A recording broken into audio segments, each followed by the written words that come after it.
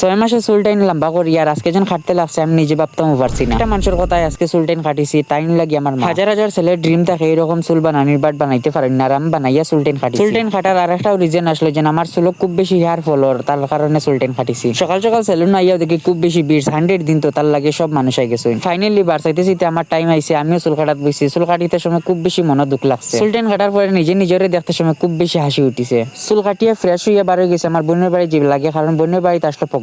আজকে আমার বোনের মেয়ের আসলো লাকিকা, তার লাগে একটু শপিং করে নিলাম। গাইস আমার বোনের বিয়ে হয়েছে 3 বছর, বাট আমি ফার্স্ট টাইম যাই। আর বাগনির লাগিন কাপড় লওয়ার পরে মনে তৃপ্তি আইছে না, তার লাগে গিয়া কিউট একটা টেডি বিয়ার লইছে। গাড়ি থেকে নামে গেছি গল্লির সামনে, তার লাগে একটু আঠে আঠে যেতে লাগছে তার বাড়ি। শিলচরের মধ্যে গল্লিটা দেখে কে সিন পাইছো কমেন্টে জানাইও। আমার বোনের ঘরে যাওয়ার পরে খুব বেশি ভালো লাগছে, কারণ যত খাওয়াতো বই আসলা সব আইসো। আমার বাগনির আমার কিরকম লাগে একটু কমেন্টে জানাইও। বহুত দিন পরে আজকে সবার লগে মিট হইছে, তার লাগে সবার লগে গল্প করতে করতে খুব বেশি ভালো লাগছে। আমি হইলাম কি সবার ছোট, তার লাগে আমার সবার মিডিল বয়ে গল্প করতে করতে খানি টাইম গেছে। তার লাগে আমরা যত ভাই বোন আসলাম সবাই মিলে একসঙ্গে খানি খাই নিলাম। গাইস এরকম মিনি ব্লগ দেখার লাগে ফলো করিও আমারে।